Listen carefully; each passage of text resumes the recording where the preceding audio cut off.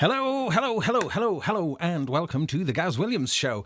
Thank you very much for calling in. And I'm like pretty baffled tonight because recently I've just put these two things together, the Novation SL MKIII. This is a controller keyboard. It makes no sound, but as of version 3 of this rather venerable, however the word is, it certainly is a very highly regarded controller keyboard, but it's got a built-in sequencer. And that sequencer has recently received a really corking update in the 1.4. It allows you to do something that is so brilliant. And I'm going to do a little bit of this in a moment. But it's connected via Midi to the Roland MC-707 Groove Box, or Infinity Box, as I prefer to call it, which is an 8-track Midi sequencer that can do quite a lot of cool things. Nick Bat and myself reviewed this on Sonic State recently, so maybe check that out. I won't go into too much about this, but in a way, the way I'm using this right now is as a kind of like as a sound module in a way, because I'm going to do most of the sequencing from the SL, and then but when I want to, I can also record what the SL is doing via MIDI into the sequencer of the 707. So I said I'm being a bit baffled by that. I mean, the potential of this system is pretty cool. Now, let's just have a look at what I've got going on. Here, let's have a look if I can flick. There are LED lights above the keys on the SL, which kind of show us. I've got the zones turned on so we can see that we've got these different coloured regions along here, by these lights. And the lights, this is kind of doing its sleep mode, hang on. But the colours of these lights, these tracks relate to these tracks. So, so let's have a little look. So, let's get some levels. There's this patch on the 707, and I'm sure everybody finds it straight away, but it's just such a brilliant, juicy bass. It's so pure and simple. Then in this region, a little arpeggiator. Then in this region, classic kind of Juno sound. And then another kind of classic Juno sounds. And then in the top region, another arpeggiator. So it's really nice to have all of these little kind of splits, but that's nothing new. Gosh, MIDI keyboards have been doing this since the beginning. However, each one of these also has a corresponding sequencer. And it's kind of nice because it uses a very similar format to the Novation circuit. So that is... the idea of that basically is, if I was in my patterns here, I've got 8 patterns. I'd much prefer it if you could do it with 16 patterns. But the 8 patterns, you can kind of choose which pattern you're on by just selecting these pads. But if you went to go 1, 2, 4, it will then cycle so you can create a 4-bar loop by just linking them together like that, or so forth. Patterns always have to, you can't pick 2, they always have to flow from, but that's pretty cool. There's loads of creative potential of that. So the fact is, you can have different ones of these per, your patterns can be set to different lengths for each of the different zones. So there's kind of mad loads of stuff that facilitates. I am just going to check with the chat room one moment to see. Hello, everybody. Nice to see people in the chat room. Whoa.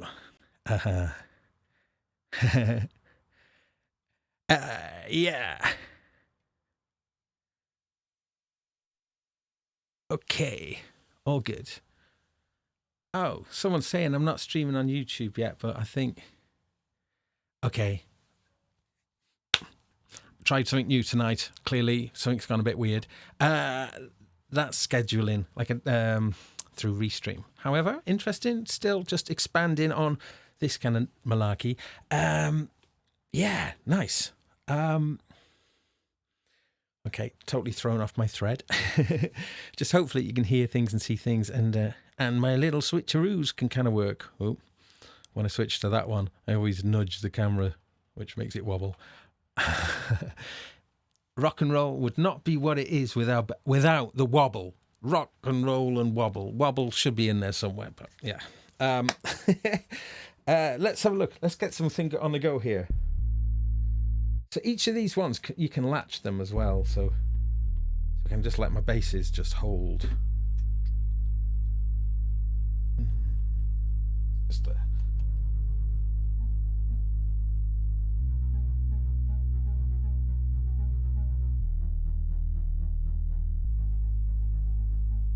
Okay, just going to get my mojo working. Bear with me.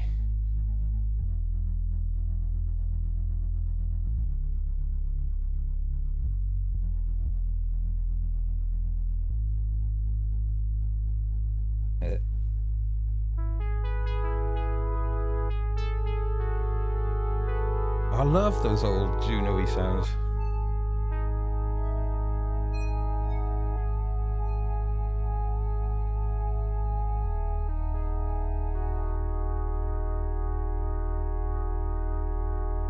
Oh.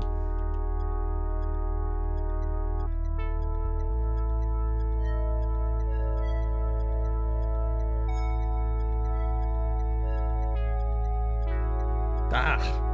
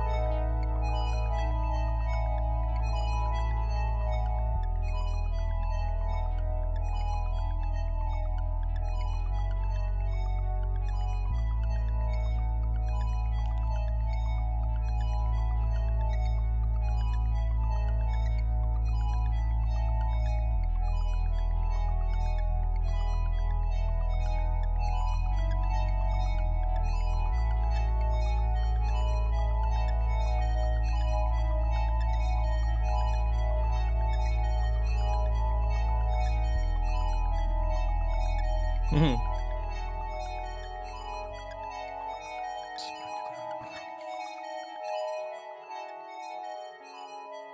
So you see, I am feeling this is quite a nice little combo. I've never used a sound module-y type of device before that just lets you have that kind of fader control, you know. Interesting. Now, something about the 707 is the synth engine inside there. It's called the Zencore. That's the evolution of the way I see it is the evolution of the D50. This is where it's kind of, this has got access to that synth engine, the Zencore engine. We talk about it in the review with that I did with Nick. The Zencore engine is astonishingly deep. So lurking inside this box is, a ridiculously sophisticated synthesizer. However, you are kind of dealing with a very small display. Can we have a look at that? Yeah. In fact, I can zoom, I think. Where did I go? I can zoom in. There we go. Oh, let's steady that camera. Sorry. That little tiny display. Let's get that a little more focusy. That little display, it isn't Roland's best work. It's okay, but I feel it's a bit of a backward step compared to some modern displays. It's very, very reflective as well with studio lights and stuff, which, doesn't bode well for stage use and that sort of thing. However, I reckon build quality of this thing kind of, I think it could be, it's kind of somewhere between Super Pro and like a toy. And I don't mean that toy in a bad way. It's quite light, but yeah, it is a nice thing. Anyway, what did you think about what I was just doing before? It's kind of interesting. I'm not used to having so many sort of instruments just this way. Typically, I have keyboards over there doing a bit of a sound of, to be able to bring it all together into here is cool. But one of the phenomenal features then of this is that, and this comes in the 1.4, is that all of the sequences that are running, you can apply like a global pitch thing to it. So we could transpose this sequence. So let's bring back what I had going on in here now. Let's see. No, it's not those faders. These faders. It's going to sound probably quite chaotic. Let's see if we can sort of make it sound.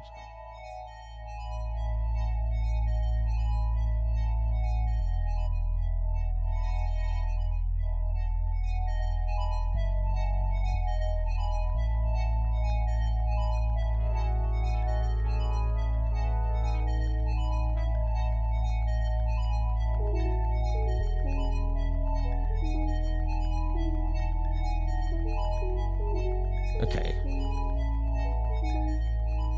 Just stuck that back a little there.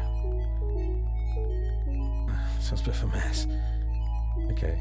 However, when I'm in my scales mode now,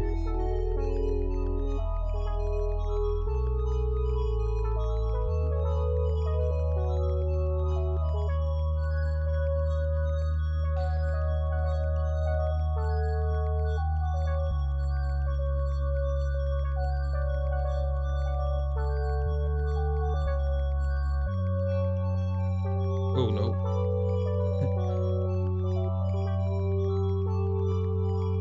That sounds nice.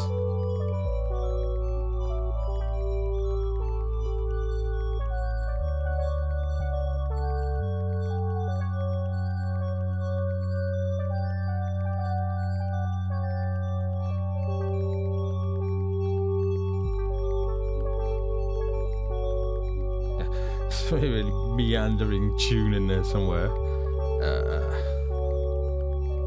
Let's just get into this thing here.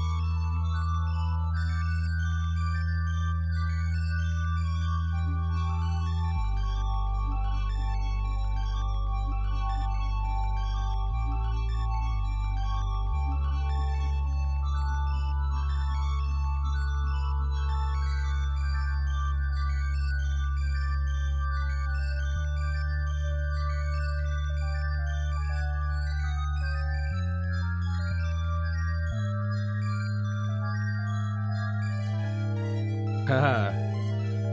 Bring it down. Oh, weird. Okay, let me just try and regain something here now.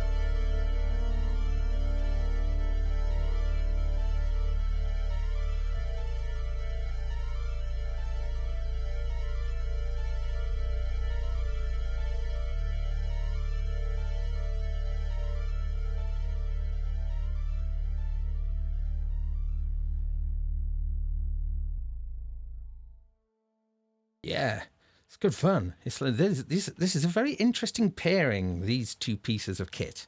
And one thing though I did notice though is that the color schemes of the tracks don't initially match, so it's really confusing. You go for the yellow knob and you got to get the colors together. They don't quite match. They're nearly there. It's nearly there. It's better than no colours. I do like a lot of colours. Some people don't like gear with colours. There we go. That's an interesting question. I'm going to ask the chat room that particular thing now. Hang on, what's that? Something was still droning. Do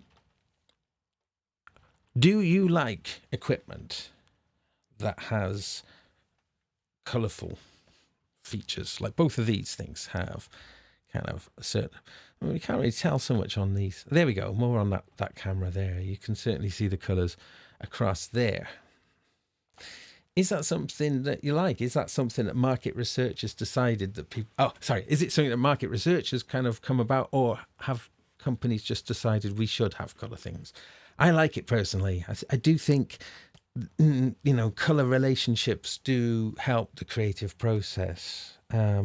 But but when they didn't quite match, it does throw you. So, having them kind of close.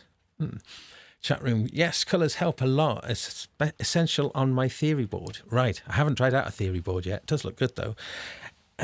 Colours good. No, I don't. Looks like a toy. Okay. But the deluge. So what did you say about it? Sorry, don't want to get too drawn into that. But, yeah, okay. So... yeah,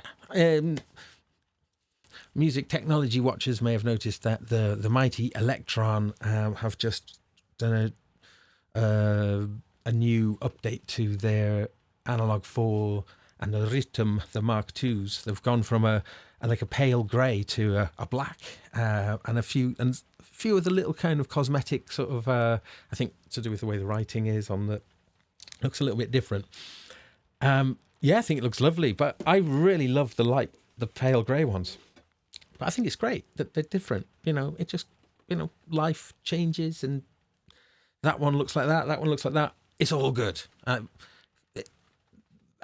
get excited about stuff like that, Just think, oh yeah, nice. Why not? Why not? It's like cars, when And you know, when a model's been out for a few years, you know, you bring out the laser edition and that sort of thing. Anyway, let me get back. What am I doing? So another of the super cool features then of the SL Mark III, the 1.4 update. I think that's what it is, because the 1.4 update is pretty recent, has made this thing, I think it's given it like a new creative powerhouse in many ways, because I'm not quite sure with the Native Instruments ones whether you can configure them in quite such the same way, but the main competitor, I guess, to this one is the Native Instruments. I can't remember complete control. But the sequencer is something that that one doesn't have. So having a built-in sequencer is a kind of interesting thing, all emanating from the place that you're playing. Does make some sense. Now, I did mention that the sequencer is going into here as well. So the 707 is clocked to the sequencer of the SL. So as I press play, it'll start, stop. Wow, it's raining. Yes, I was hearing some background noise there, but it is indeed rain. Hope everybody is well out there. Yeah, just trying to keep up with the chat room. It goes too fast. Right. Oh, here's something else I'd like to ask as well. I think I've pretty much decided that I'm going to start a new series, another weekly one. I'm going to keep this Gaz Williams show going on a Wednesday, and with guests and various other just whatever things is going on. But I'm going to do a specific Eurorack show. I'm going to sort of separate the Eurorack into its own little weekly show, because that needs a lot of time of playing around with. I think the Eurorack stuff to really explore the potential. So like the Zadar envelope generator that I was playing around with, I think last week, I've been playing around with that quite a lot this week, and it really is starting to blow my mind. So I hope that's a good idea. I'm not sure when. I tell you, this is another question I wouldn't mind asking, is if I was going to do like a live modular show, I wonder when to do it so it doesn't clash with anything that's already existing. So I'm not really up on other times that people are doing it. But if anybody is, and they may have some suggestions of good times to do it, I'm all ears. That would be fantastic. Yeah. Vlad, make sure to patch notes. Yes, that's my only module. I nearly gave the game away a little bit there, but yes, I am also expanding my Eurorack as well, which is something that everybody taunted me about. They said it would happen, and I was really adamant that I'd just try to work with the small, well, I say small, it's still going to have quite a few things in it, rack brute, mini brute kind of combo. But yes, that is going to be expanding, but I'm going to expand it in a mobile way. So when the grind and when all of this stuff is through and we can kind of start doing things again, I want to be able to go places with the complete set, not just like one thing. So it's going to be a double remote rack set. And I really do like to do collaborative things with people. So being able to be mobile with it, I think is going to be an important thing. Anyway. Sunday nights are busy. I'll catch up on that later.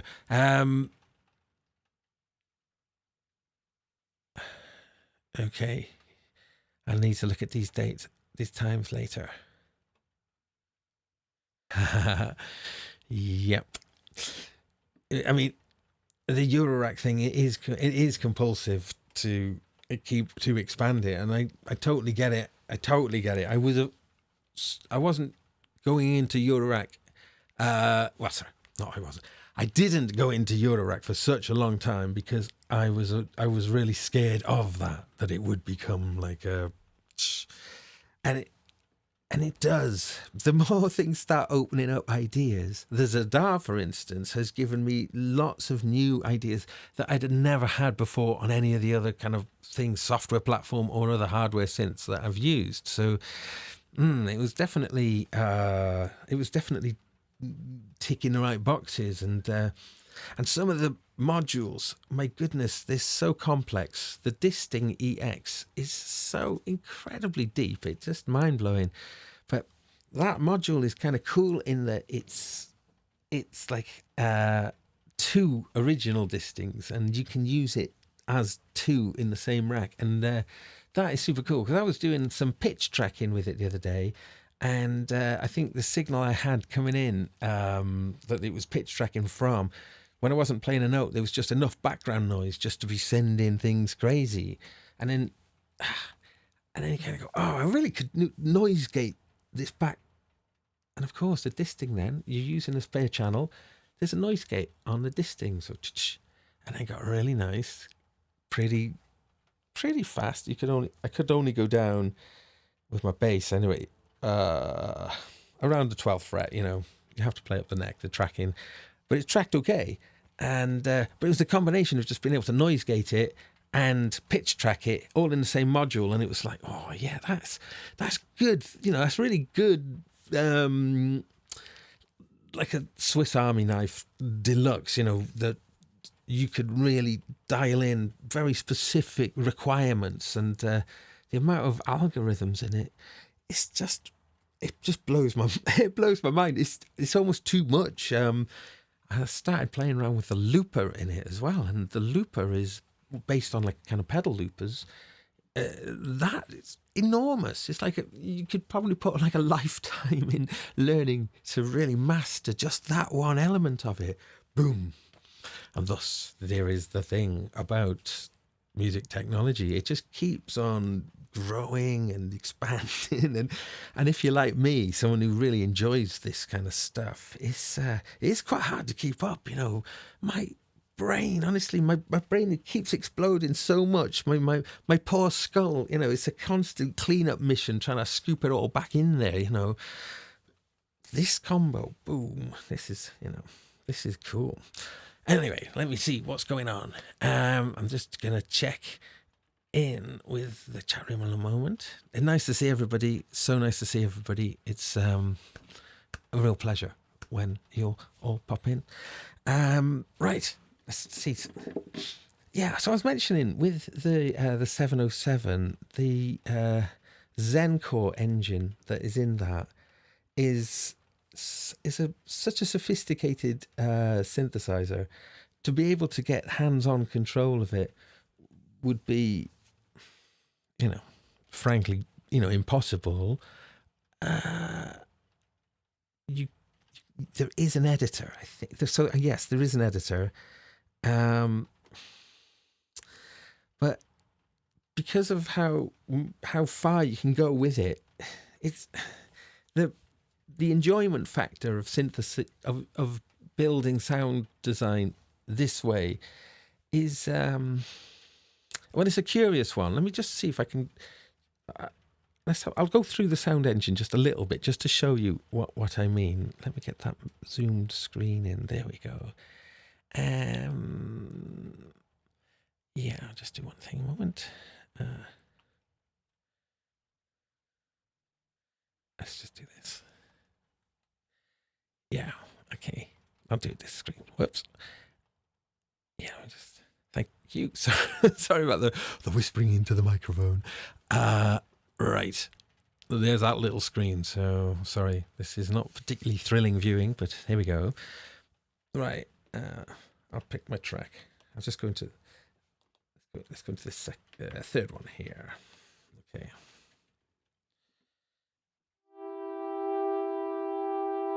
Whoa.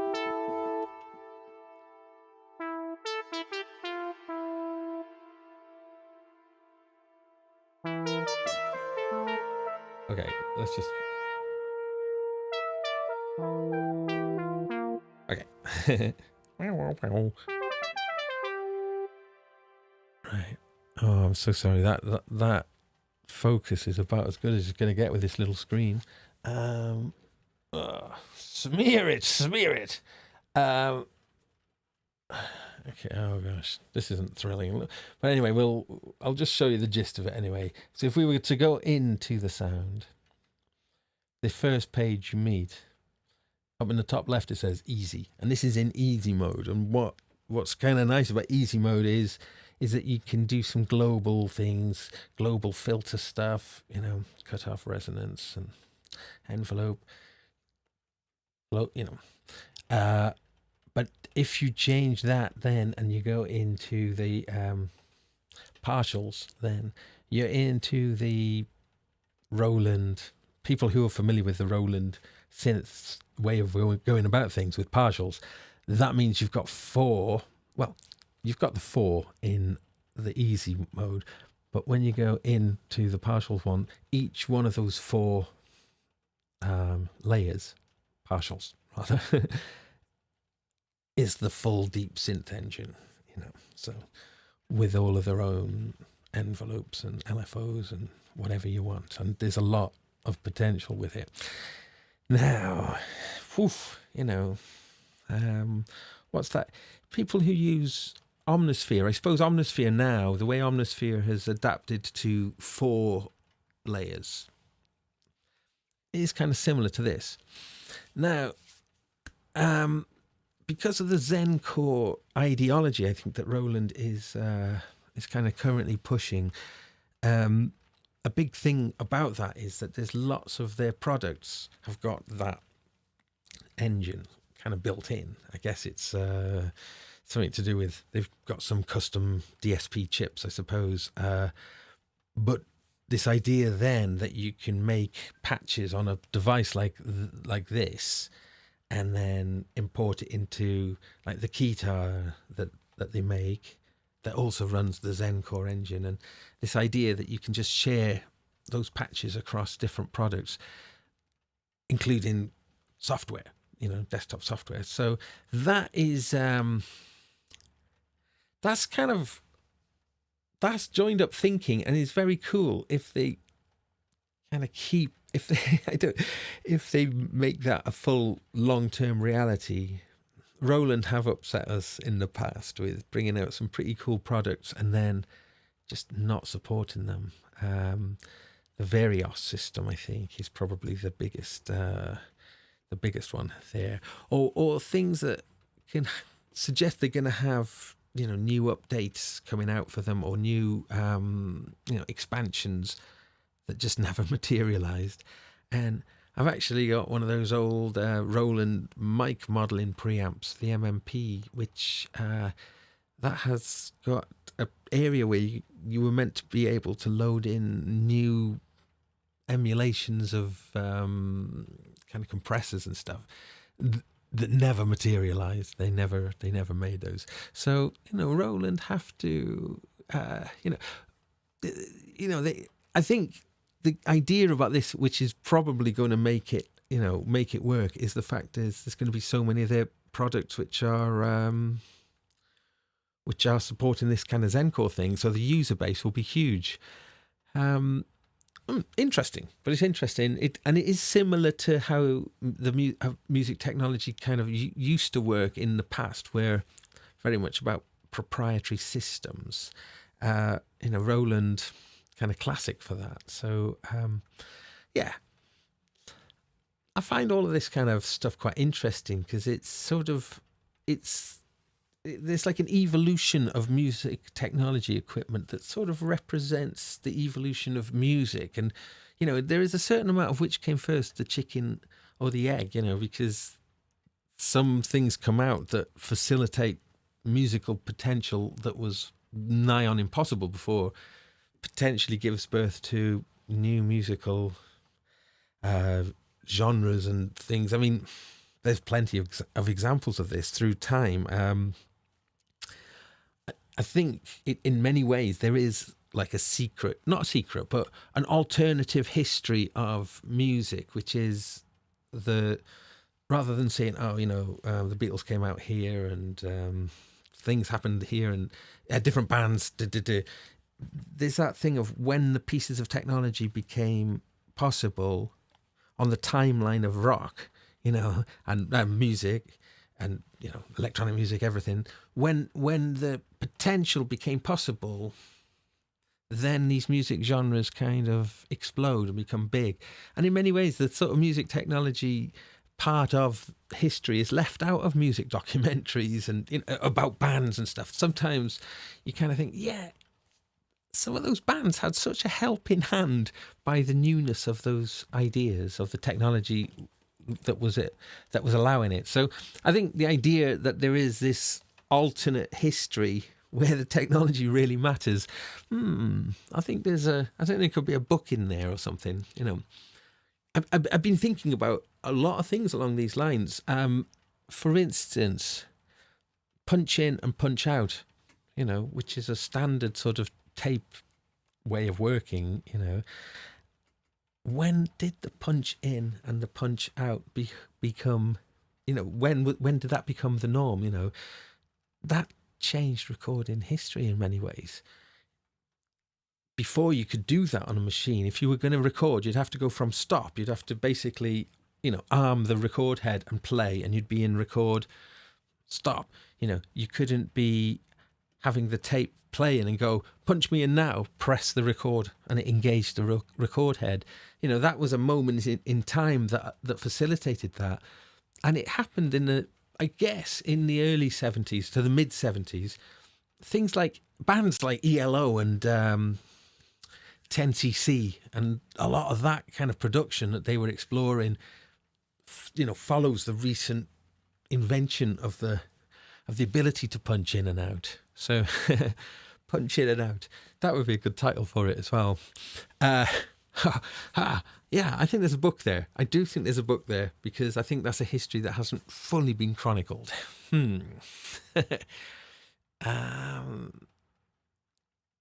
Yeah, just catching up with some messages.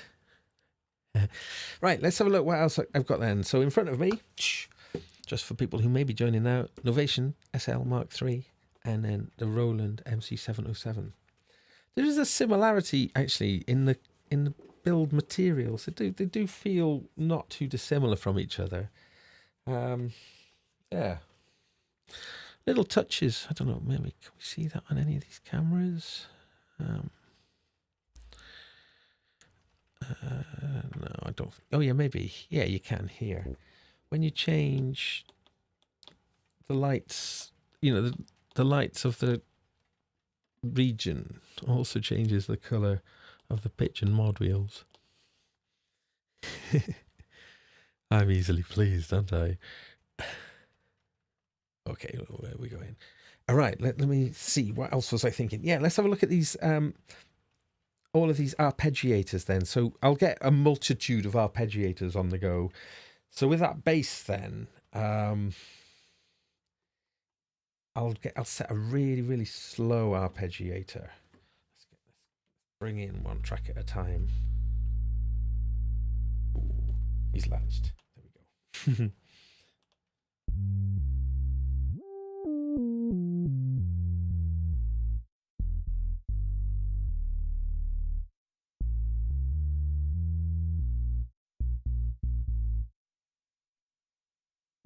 I love really simple bass, like really pure, simple sort of sounding bass. It sounds it's really nice just to build things on.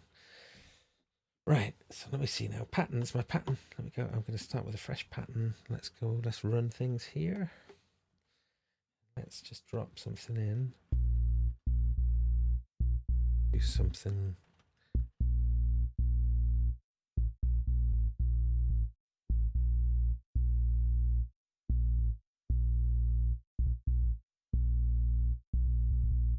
There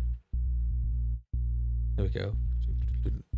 I like working without a click track, so you just put something in, and I'm getting a funny little ripple in that. I'm going to go with it though because it's curious. I know I was going to do it with an arpeggiator, wasn't I? Duh, I'm being stupid. Let's just go back there. Let's kill that sequence. Pattern. Yeah, clear. With these kind of devices, they've all got their own protocols and ways of operating them, and yeah, you can get fast on these things, but it does take time. Right, okay. Oops. Still in record. Okay, let's drop record. Arpeggiator. So there's a kind of with this SL, there is a big shift. There's a shift button that's right at the top left there. Similarly, this is shift. This is shift is up in the top left as well. And in the review that we did, I was saying that it would be nice to have a shift button over here as well, just so you can shift to get at those features rather than having to do the big reach. And it's same on here as well. It is the shift button there. It's not a biggie, those sort of things, but it's sort of if you rely on the shift, you don't need the shift so much on this though. It's I think on the 707 you are reaching for the shift quite a bit. Let's have a look. Arpeggiator. Yeah, so shift and arp, for instance, will be the way you can toggle the arp on and off. All right. And if in the arp mode, I can latch it. Now I can choose things. You've got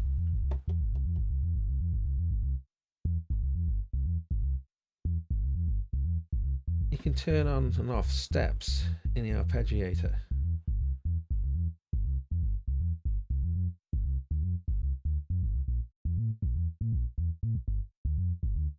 Nice, isn't it?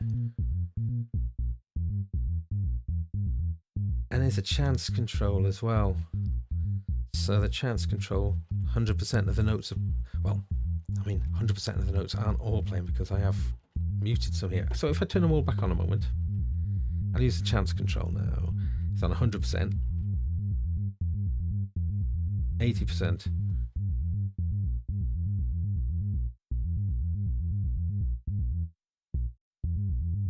Let's go to 50%.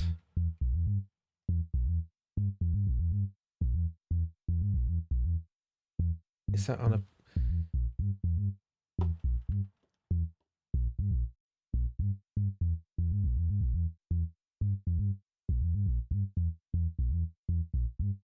That's pretty cool, isn't it? So to have that on each... So if you had... Well, that's going to come in handy as we start layering arpeggiators. We're going to be wanting to punch as many holes out of them. Okay. That's quite a busy one. I'll leave it doing its thing for now. Oh no, I was going to simplify it. Yes, let's simplify it. So it's playing in 16ths at the moment. Sync rate. Oh, we can go slow. We can go 1 bar.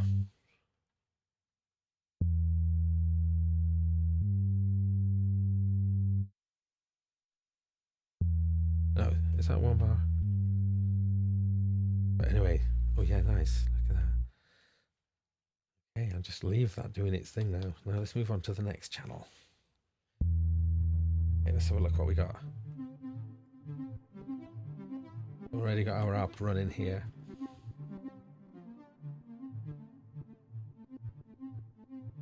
Oh, there it is. Maybe that's a bit... I think I'll speed that up.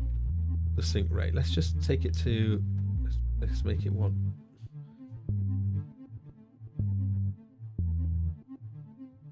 Okay, it's nasty. Let's try and make something nice going on.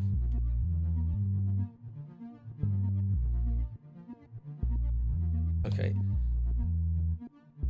I'm just going to move on quick because I want to get as many arps running. And it's going to be just a lot of chaos I'm going to have to contend with. Let's turn our new one on here and let's latch this one here.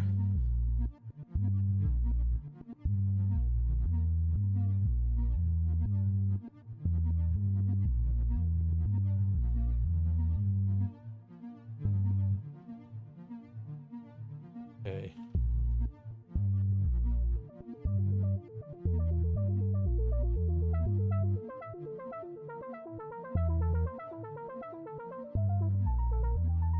sounds like that are born to be harped, aren't they?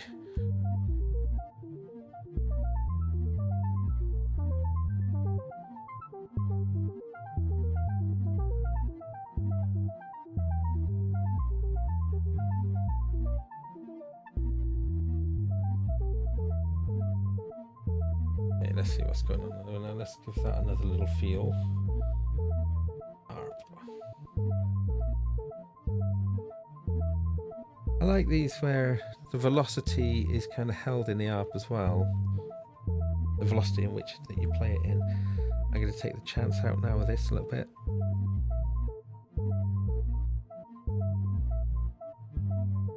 Maybe try it with a 16th triplet.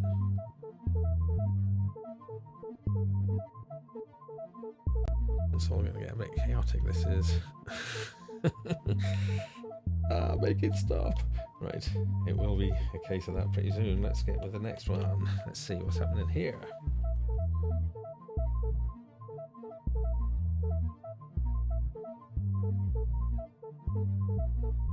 They are pretty faint, the LEDs, sadly. Or rather the contrast between a dimly lit and a fully lit LED pads on the SL slightly a bit lower than I'd like, but you know, they're all right. You learn to read them. Okay, let's see what's happening now.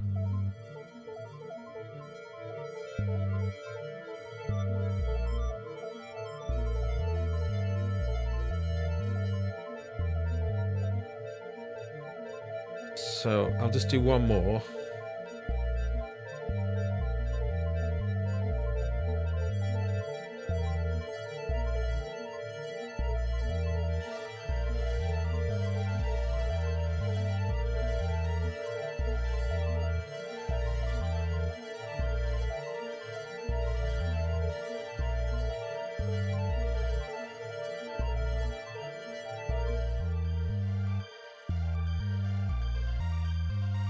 Like now.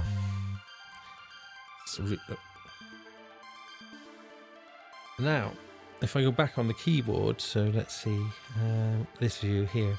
I'm going to check the sorry, I'll do that. Yeah.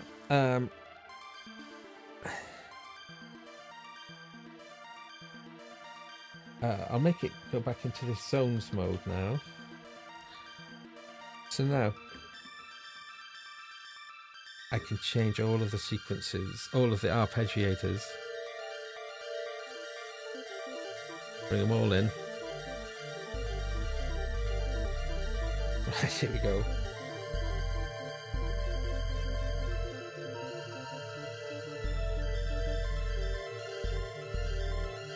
Whoa.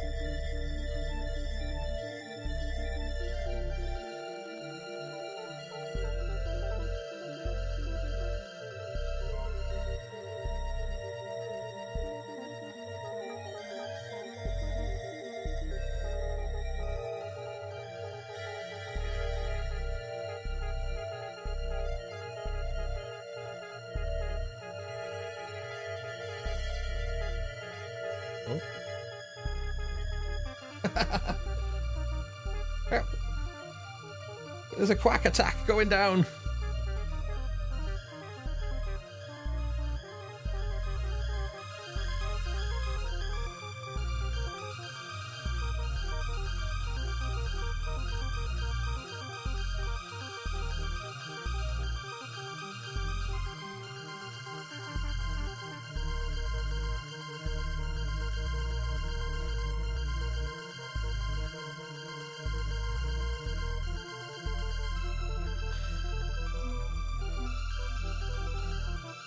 So changing a key. If I change the key. Oh. I kind of sort of need to put in playing some new notes.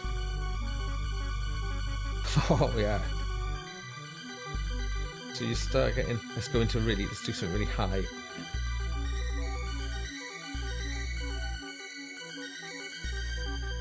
But what is this music for? What does it all mean?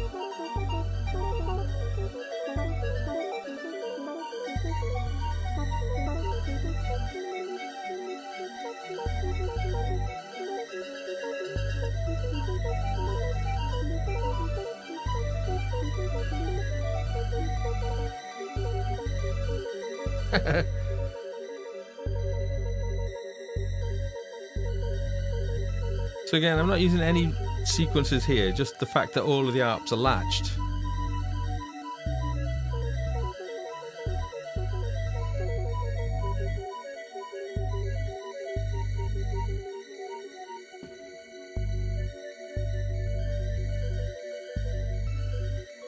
Cool. Anyway, enough of this.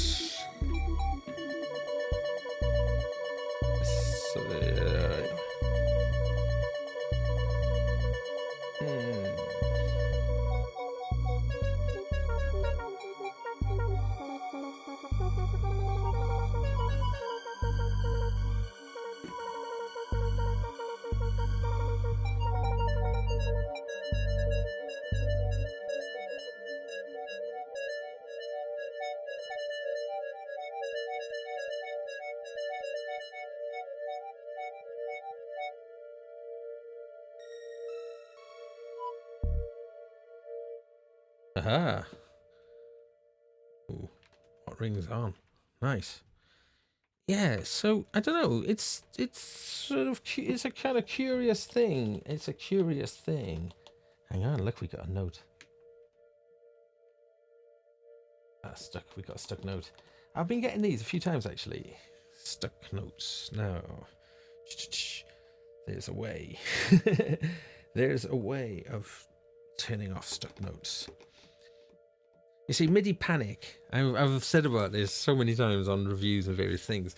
Like, MIDI panic is an essential tool of,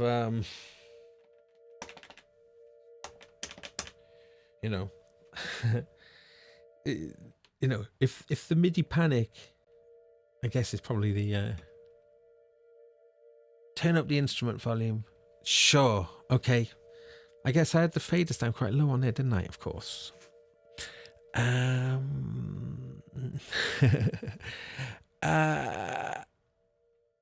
Yeah. So, yeah, I've still got this note. I've got to try and figure out how to do a MIDI note off. I should have learned. I have experienced this before. What did I do? Well, I'm just going to turn the fader off for now. Yeah, MIDI panic. MIDI. MIDI, I do love you so. I'm so happy we have now a MIDI 2.0 standard. You know, it's been a long time coming, and I think they've nailed it. I think what it does is what MIDI needed, and it's going to be curious to see just how many years it takes for it to become adopted as a standard, so that devices like this just support it straight away. But to be fair to Roland have been the first company to release a product that does support it. I think it's a controller keyboard that I think that they were the first to market with that, which, fair play. But they've been there at the beginning. Roland adopted MIDI very early on, and the fact it was a standard, what I was saying earlier about proprietary stuff, having different pieces of kit able to talk to each other. I mean, like Novation and Roland, these two, they're pretty cool, the way that you can make them communicate. But MIDI 2.0, I mean, this is how I'm anticipating this kind of relationship happening in the future, is when you make that connection, then a thing called MIDI CI takes place, which is capability inquiry. So maybe like the Novation would say, "Hello there, dear sir. Is one MIDI 2.0 compatible?" And then the device, if it is, will go, "Why, yes, I am." And a handshake will take place. That handshake, "Hey, look," and they just give each other loads of stuff. They go, "Oh, thanks, man," and yeah, look, you can have this, and this handshake's lovely. And then both devices know each other, not in the biblical sense, but maybe in the biblical sense, maybe it is a kind of a mating ritual of the MIDI the MIDI boxes, but certainly for them just to be able to sort of be configured, and what that configuration could entail. In most cases, it's just going to be about assigning, so MIDI, knobs and faders will all kind of be, I guess, mapped, or the potential of that, of just things standardizing. I, for one, would love to see that happen. I did a bunch of mapping on this earlier to some other parameters of the 707, and it isn't the fun part of music technology, and that's why a lot of people don't bother engaging with that part of it. So if MIDI 2.0 could actually, do a lot of the stuff that would have previously taken quite a bit of, twattery, we could call it twattery, cutting down on the twattery, really, to allow for more time for the brain battery. Yeah. So, like, the kind of nonsense I was doing with this earlier, I say nonsense, it's not making music, it's doing stuff just for the sheer joy of it. Like, I was really enjoying playing around with what was going on there, just for the sake of it, though. It is a glorious thing. It is a glorious thing, that music doesn't have to have any particular purpose other than just to feed you some fun in the moment. And yeah, I guess if other people kind of like it, then that's a bonus. That's the bonus. That's the secondary element of it. That if you're doing it and it really is making you feel good, then I think that is the number one. And I reckon it does soothe stress. And Mylar Melodies told me the other day that stress actually causes your brain to essentially rot. It causes parts of your brain to just kind of to decay. Stress does. It causes brain decay. And that's like, whoo, I'm not entirely sure what I want in life, but I'm entirely sure I don't want brain decay.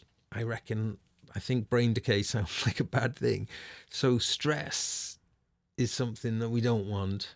So if music can soothe the stress away, then it makes it just, not just a hobby, but actually a health tool, a necessity, something that soothes the stress and stop the brain decay. But I also do wonder as well about if somebody's making a lot of very harmonious music. So this 1.4 update in many ways, because of the way that you can transpose all of the things going on all at once, is is kind of really helping the music become very harmonious. I can imagine some people who are, who've spent years learning music theory being a bit cross about devices like this, kind of enabling you to play around with all of the pitch quantizing, putting it all into key for you, without having to sort of do it all manually and have to know exactly what you're doing. But I'd say, well, no, I think it's absolutely fine. Why shouldn't people be allowed to enjoy music, being able to put on musical rules without necessarily understanding those rules, without having learnt those rules. But, I think devices that encourage melodious exploration should be commended. I think if we're pumping out loads of harmonious music into the, into the universe, I'm sure these like little kind of little focused little ripples of things do good in strange and profound ways, in microscopic ways that, and in multi-dimensional ways, quantum level goodness, somehow keeping the energy of the universe working. So yes, that's justification for playing around with multiple arpeggiators. Let's see. Yeah, I want to do something.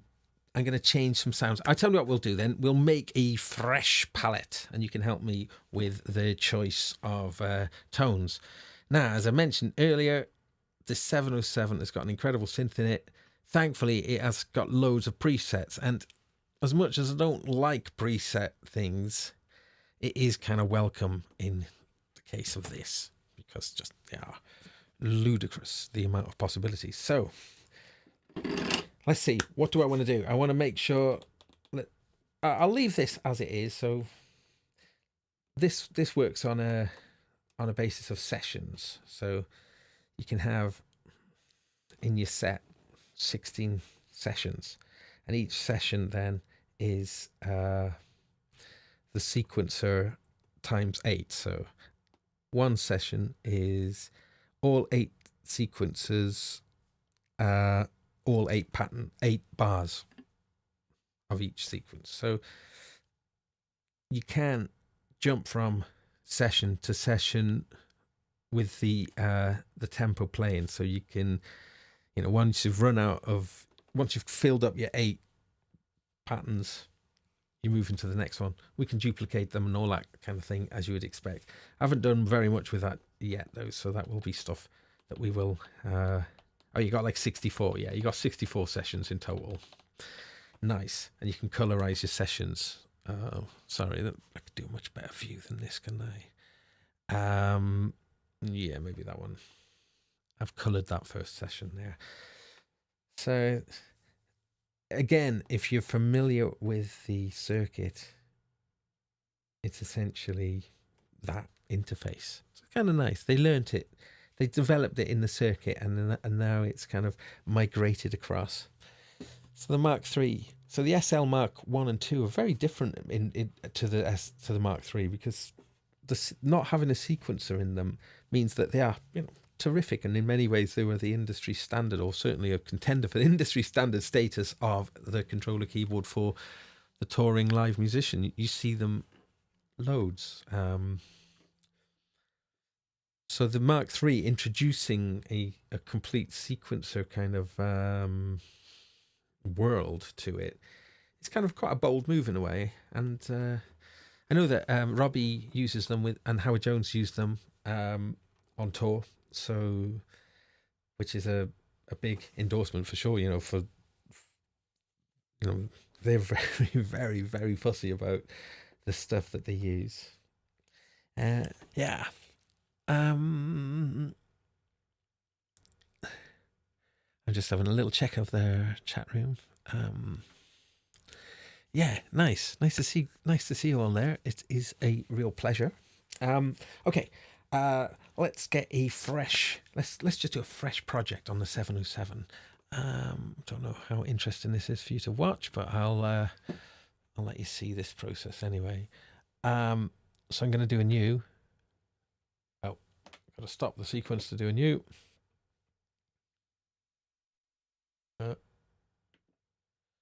Okay. See, these menus, they just feel, well, they're a bit crude looking. We're used to higher res screens these days, I suppose. But the 707 isn't a particularly expensive piece of equipment. You know, UK pounds, about 700 odd, 707 pounds maybe, maybe something like that, 750, 740. I'm not sure what it currently is selling for.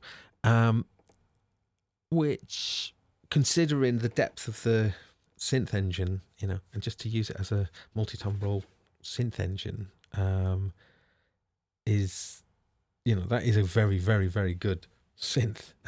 So let's investigate that now. So what I'm going to do is, in my second, the default project that I've got it loading in gives you a drum track and a tone track.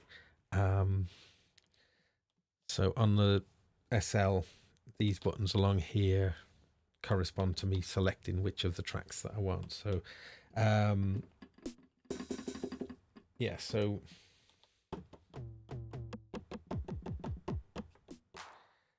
there's like a default drum kit on one. So if I go into channel 2, I'll come out of this grid on here for now. Oops, I've still got my arps turned on. Let's just turn that off. Okay, here we are. Right. So, so this patch, for instance, now, it's a patch. Let's load in. You've got category, filter, and tone. Filter sort of filters which bank you're kind of looking at. Category obviously selects the category. So I think let's have a look at some basses then. And okay, great. That sounds very thin, that one. But then this one. Okay, let's get some more volume going on here for you, so you can hear the tone here. Is that a bit loud? Okay. I really like that simplicity of that one.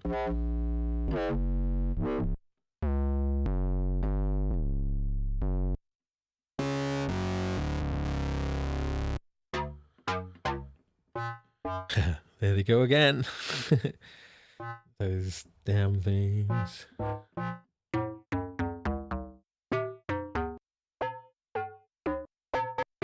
So it's funny, some sound much thinner than others. See, that's got a really lovely...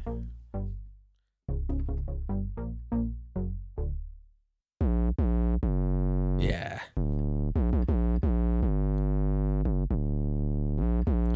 It's a great one.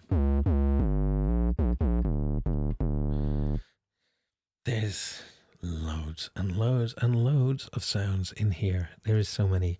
So if we took that one, like we like that one, and then I wanted to then edit that particular sound.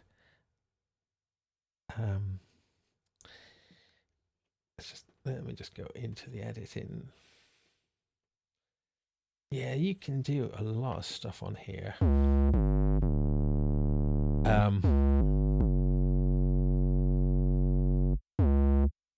But do you really want to? You know, if I wanted to say, oh, okay, let's just...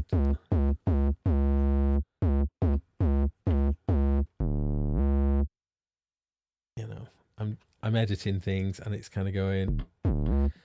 I don't even know. I've tried to just extend the decay, but I don't know why that's... sorry, the release, but it's not releasing, so clearly maybe the filter envelope... Who knows? And that's exactly the point that I was trying to demonstrate there, is that with these presets, because there's so many pages, like when you start delving into just how deep each part of this is on a preset, with such limited visual information, you haven't a clue what's going on. You can like listen to it and make some sort of rational judgment. But so in many ways, this is better almost as a kind of preset player to a certain degree. You know, spend more time maybe browsing the presets. I don't like that massively. I much prefer to have things that I can get up in front. But they do actually sound really, really good, though. The sounds are good, so that's the thing. And you can find loads of super useful sounds as well. Like that, I think, is a really, really, really useful sound. Okay, let's create a new track then. So we're going on to channel 3, and then what we'll do here then is we'll find in the screen here. It's almost got like a best of Roland in the Zencore stuff. So if I was to go to lead, for instance, and then in the different banks, some banks, yeah, like bank C now, it's just giving me sort of fairly straightforward Roland, Jupiter 8 and Jupiter 6, maybe some Jupiter 4 stuff, and 106, 101s, yeah. So it's a little bit like a kind of a little library, this bank C, of classic Roland, so Roland synth lead sounds. Have we got? Oh, hang on, let me turn the arp off.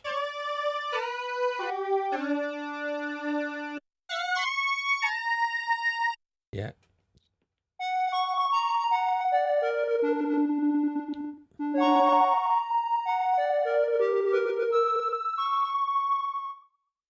Jupiter 6.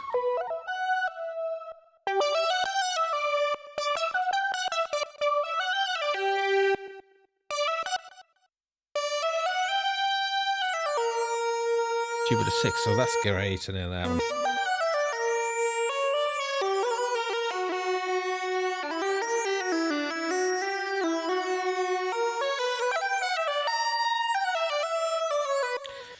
so one thing to know about the 707 in the synth engine, in the Zencore synth engine, you know, it's not just a Rompler in terms of it being PCM based.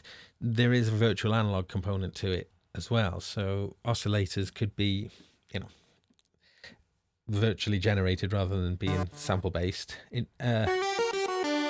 fact, we could see what's going on with this Jupiter 6 patch, for instance. So if we have a little look at the sound on there, the oscillators, let me just navigate to the oscillators. Yeah, they're VA oscillators. Oops. Right, let's keep on going here through some of those patches. Let's have a look. Yeah, we are on Jupiter 6.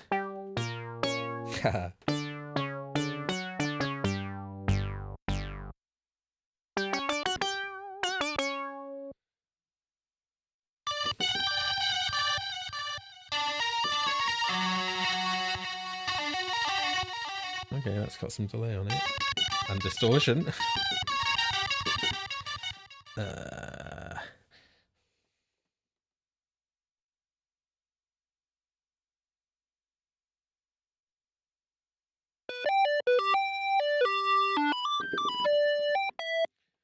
What's going on here? Why does it feel like it's...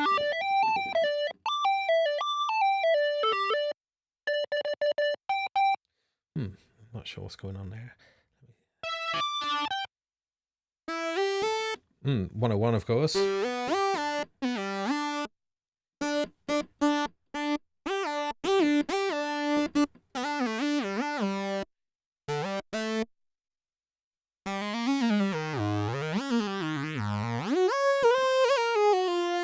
better.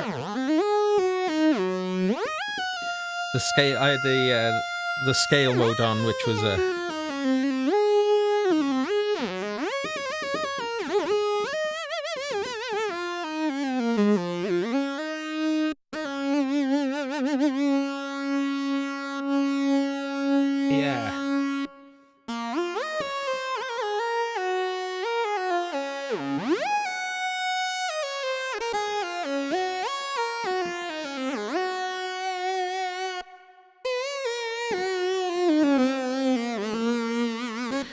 That's like, I know the reverb on there, but that's certainly 101 vibes, isn't it?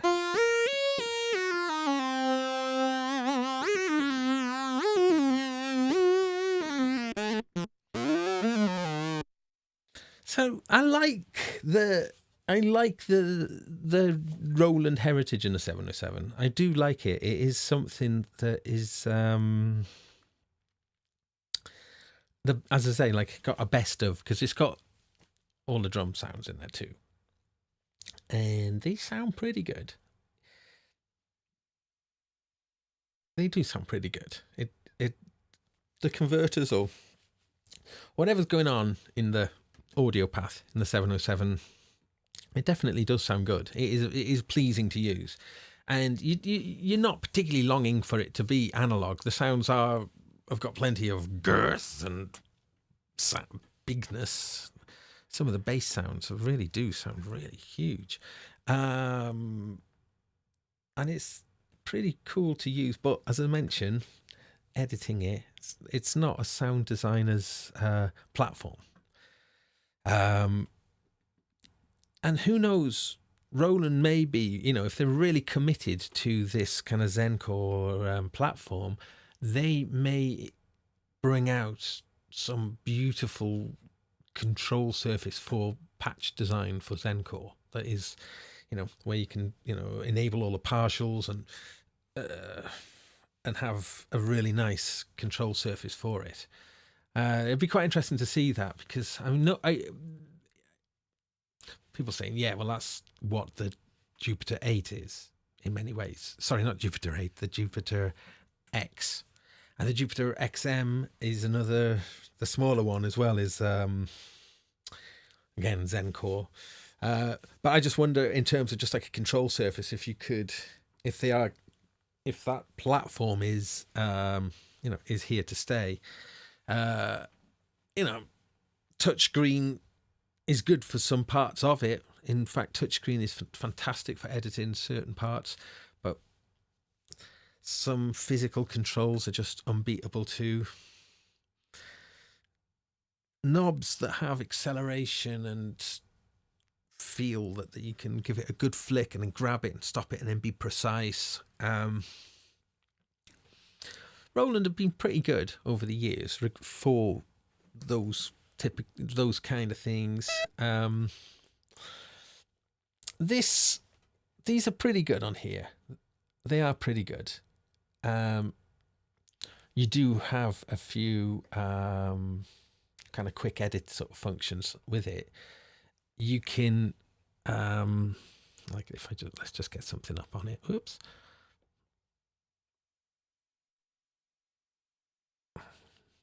The controls. If I'm spinning through a lot of parameters, if I go fast on it, it will move through it pretty quick. Or if I press down and twist it, it's jumping up in tens. If I press and hold it, no, it doesn't. I thought it reset. I thought it put them back to reset. It doesn't. But if you do hold shift and do it, it does it. It does it in massive jumps. So that kind of editing does allow you at least to kind of get places pretty quickly when you learn those controls. But, don't make us do it, Gaz. We don't want to go back into the little windows, the edit. Yeah, I know. But it's also like, this little setup here, this could be all anyone actually would ever need. The potential is huge, because, whatever you get going on, this can sample, even though it's got the bloody limit of a 62-second maximum sample, but you can sample. So if you are maybe working to that limitation, at least you can grab audio versions of stuff. You can then split, chop, and manipulate the audio. Powerful. It has got very powerful sampling capabilities. And of course, it's got scatter, which the scatter controls. Maybe I'll build something up and play with the scatter, because when you start to realize the programmability of the 707, it gets quite silly. I mean, the scatter, as you'll see in a moment, the scatter functionality is typically on older IRA products. You know, scatter is this thing where people say, "Who asked for the scatter?" You apply some scatter and it applies some kind of either some sort of randomization into what you're doing, or some rhythmic effects, just various things. But on some of the other things, the scatter has been reasonably limited in what in the editability. It might be amount and maybe some other parameter, but this thing lets you go into the full depth of the scatter, and you can have a different for all 16 pads. Let me see if I can get. I can't see a lot of the color on there, can you? Let me just manipulate this little thing here. Ooh, so go darker. Yeah, a bit dark there, but yeah, you can see the different colors there. I'll turn it back up a little bit so we can read the screen. Okay. Right, I'll just put something in. It'll be pretty quick, and then we'll play with the scatter functions.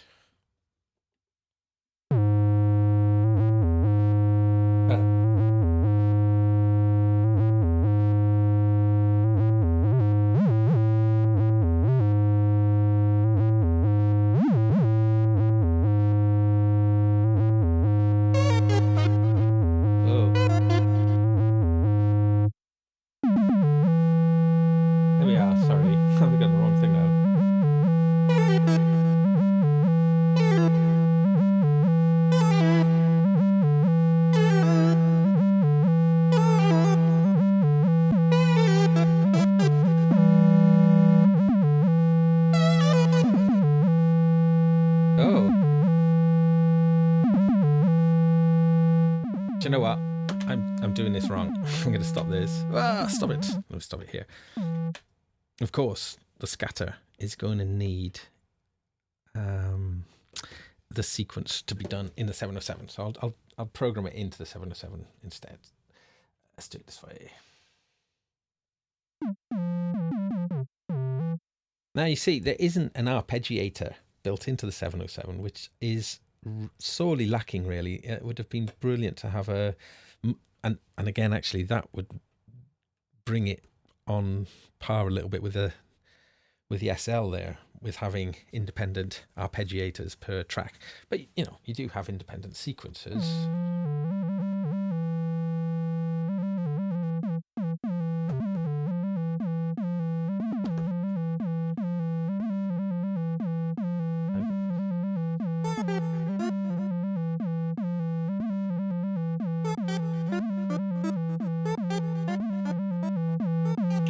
Be rubbish. This is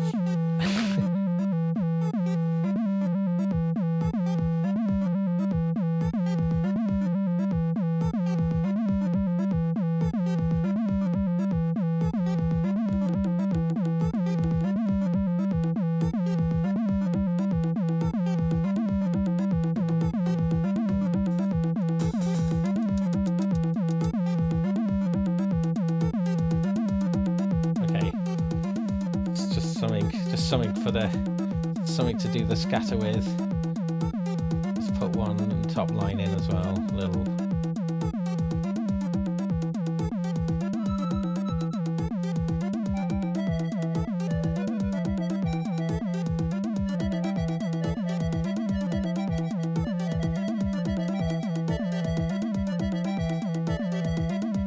Okay, it's going to scatter now. So.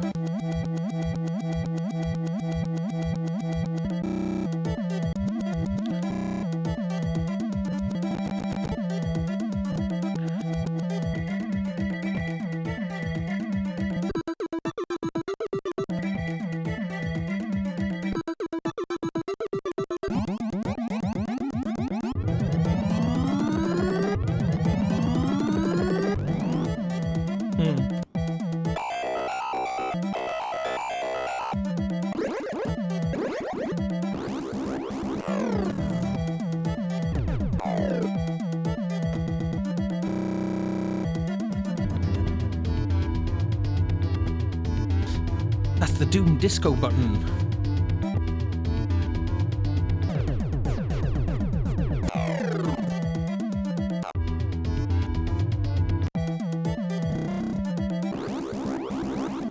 So anyway, let's just stop that a moment. So you see each one of those kind of transforming effects, you know, is in the scatter thing. But when you go in and start to look into the editing of this, it does get a little bit silly.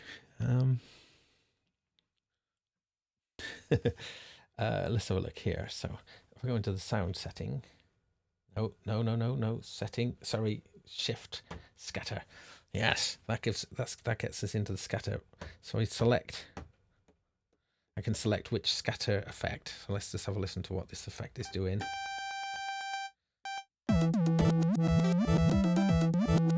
So putting like a reverse effect, that is. That's more of a beat repeat. Let's work with that one for a moment. Hold.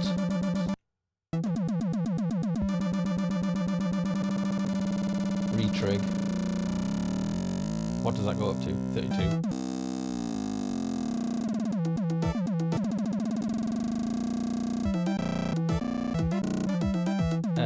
How much of the effect does it put onto it?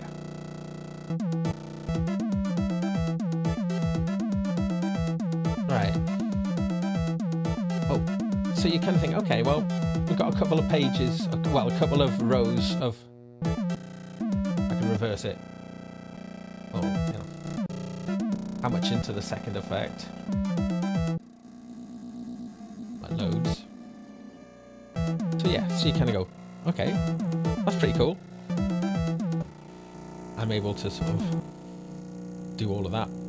But it doesn't end there. It's just a horrible pattern. Sorry about that pattern. It is pretty poor.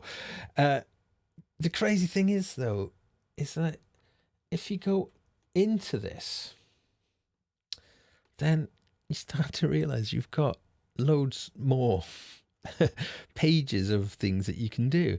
So I can go in to the hang on.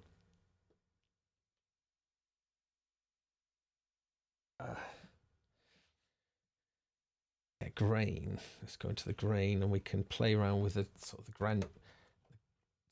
grain effect. Hang on, sorry, we're gonna have to play that horrible pattern again.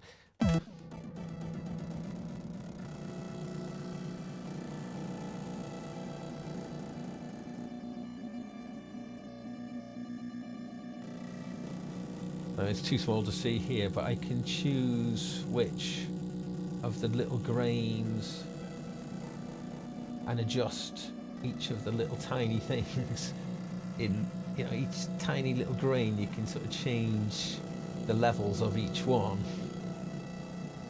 Well, kind of.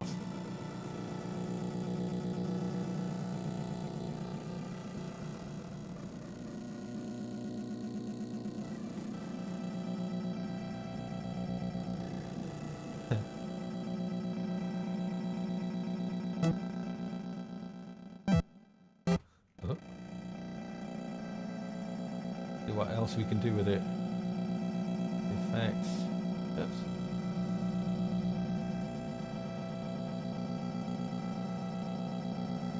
Can we modulate that pan?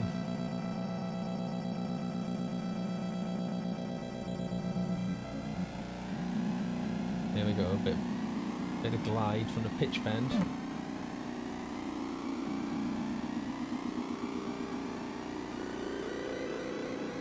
Take that one down.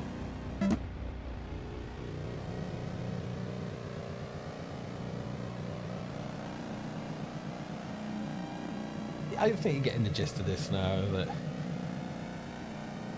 That this is, so then this is per pattern. You've got 16 of these different ones you can set up here.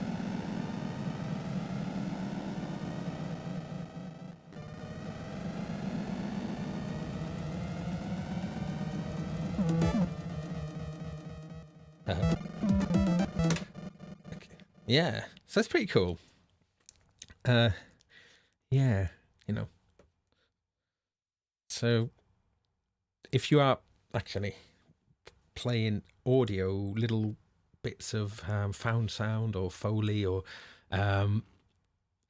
then those scatter functions could be quite interesting for getting all sorts of weird granulary kind of audio manipulation going on. Yeah, because the 707, in that sound engine, one of the things that it allows you to do is it allows you to bring in your own audio to act as oscillators. And that's kind of, that's something that's enormously deep. So really, I guess this 707 is, I do call it an infinity box with good reason. Yeah, it is good. And so this combo is kind of curious. Right, so let's have a little play. Let's have one more play. I think I'm going to kind of finish pretty soon. Thank you, everybody, for joining in, and thank you for all of the life in the chat room. It's great to see everybody there and to see the conversations going on. I think that, yeah, I think that it's... yeah, a really interesting combo. This, okay, let's do something. I don't like what's going on there. Let's build something from scratch again. So I'm going to go and create a new project. Yeah.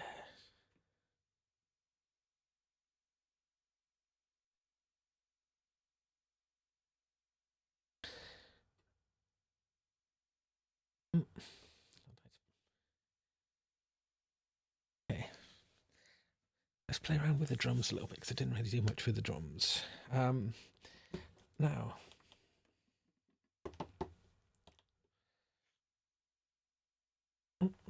sorry, just bear with me, everybody. I'm just being a little bit slow.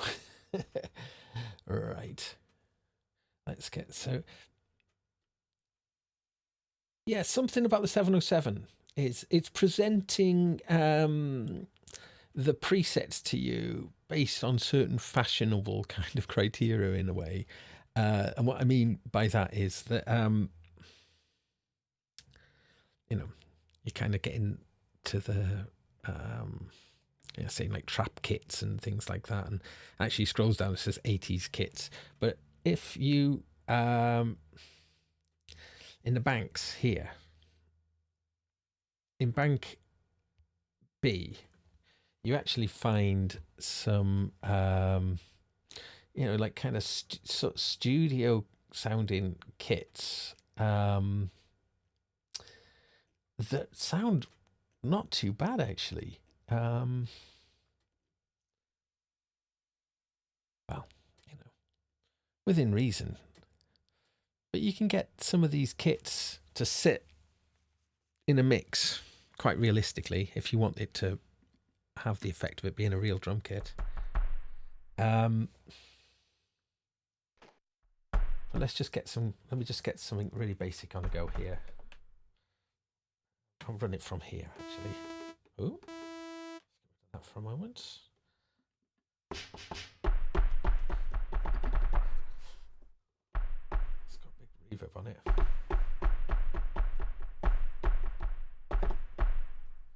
Okay, let's just get... I'm spoiled for choice in a way by having two sets of sequencers. Yeah, I'll record into the 707 one for now. Play with the tempo. Tempo is being clocked externally, so yeah.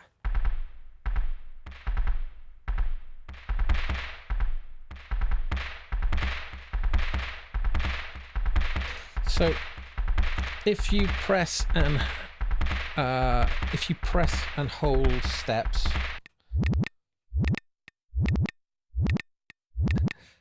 I know where that was. I didn't. This is something you find yourself do a lot with the 707, is if you don't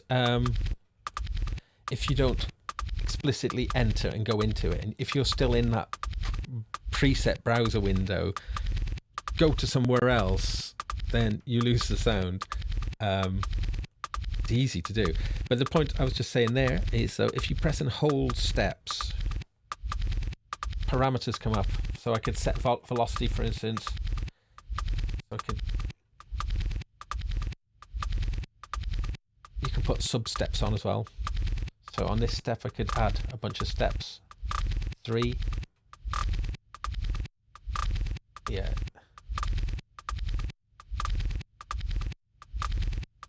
Up to 4. Okay. Let's just get something to go in.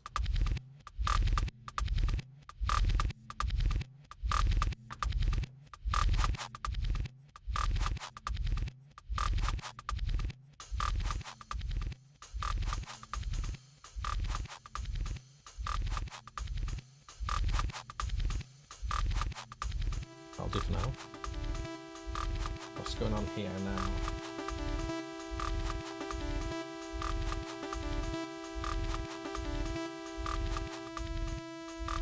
The sequence was recorded. Okay, so that's our default patch on the 707, and that default patch is made up out of the the virtual analog rather than it being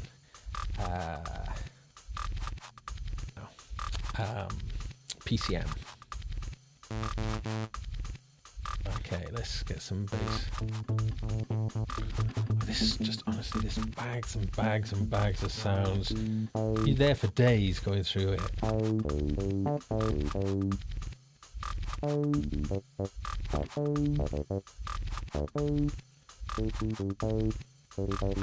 I like the nose on that little sound.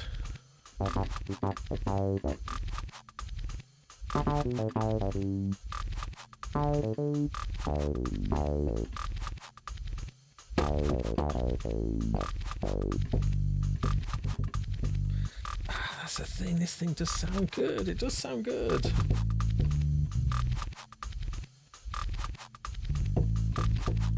I think what I'll do is any rhythmical patterns I'll record into the 707, and I think musical patterns I'll do from within the this. So I'm going to do a 4-bar pattern, so I press 1 and 4 there. I'll get my vibe on that.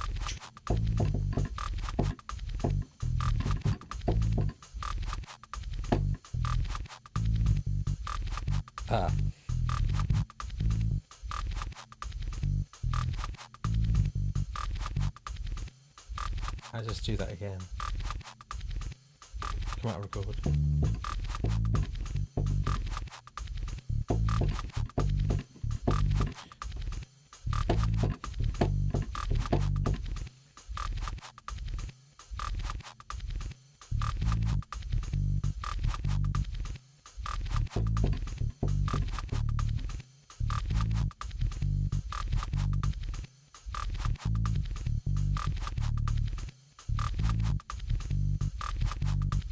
Okay.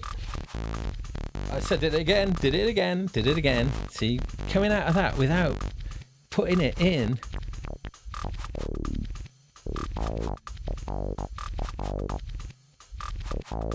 It's really easy to do. I think that is, it's not a bug, it's just how it's meant to be, but I find myself doing that a lot. I wonder if other 707 users does as well. Okay. So with this skate, the timing's a bit off on that, but I'll just leave it. Who cares? Right, let's load in another sound here. A funky sound. Let's get a funky sound. So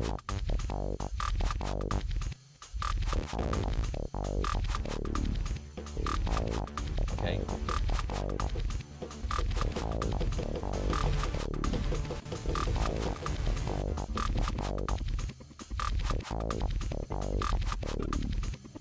Aha. Be introduced.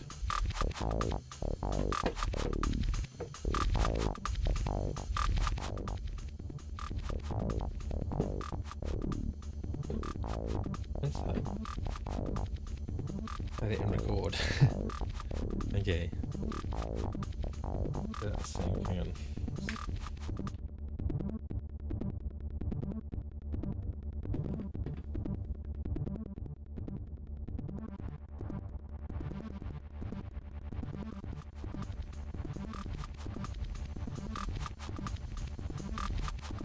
Okay. Enter. I remember to do it that time.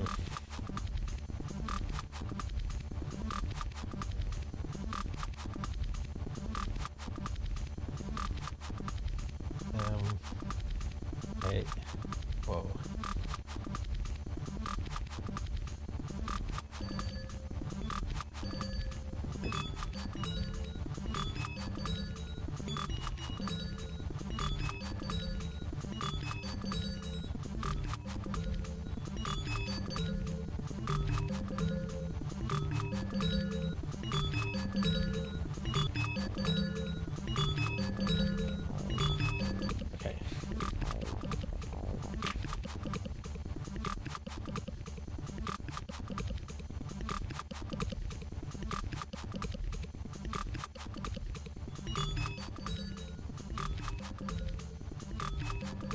Build a little thing going here.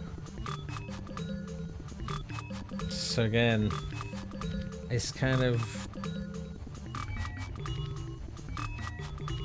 let's try off octave for it.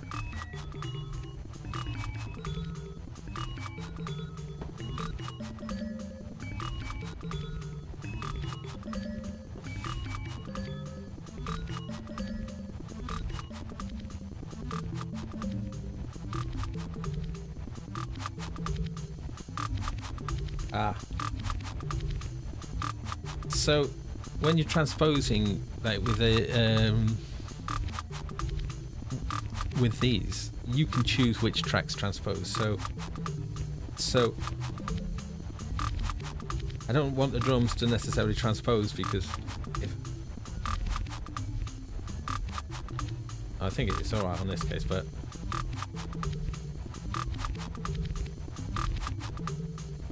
oh yeah, this isn't. The drums are recorded in there, that's why it's not transposing. Yes, okay, strange sounds. Let's just make this, let's do something else with this. Select, let's do it. Have another sound. I love some of these leads. Let's go into lead land. Lead land. Okay.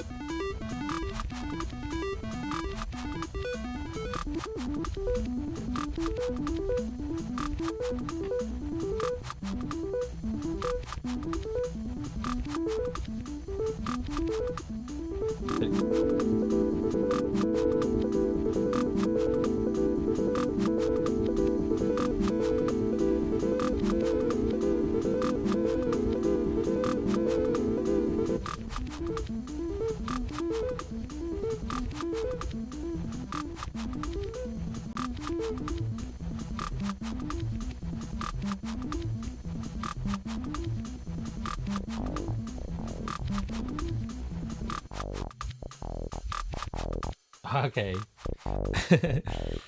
Yeah. So it's interesting. It is easy to get confused between if you're having some sequence running on here, some on here. But I think, yeah, keeping drums and say sound effects and real audio stuff on the 707, and then controlling the melodic stuff, which you can always pitch and change from the SL. I think that seems to be the relationship that would work really creatively, something that I definitely want to play around with more, exploring the potential of.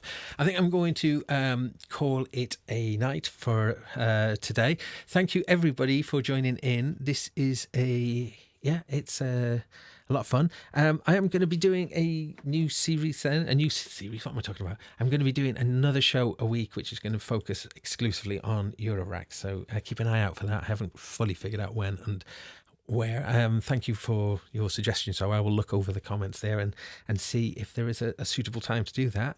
Until then, please, everybody, take care. Thank you so much for watching. And I'm Gaz Williams. I'll catch you soon. Cheerio. Bye-bye.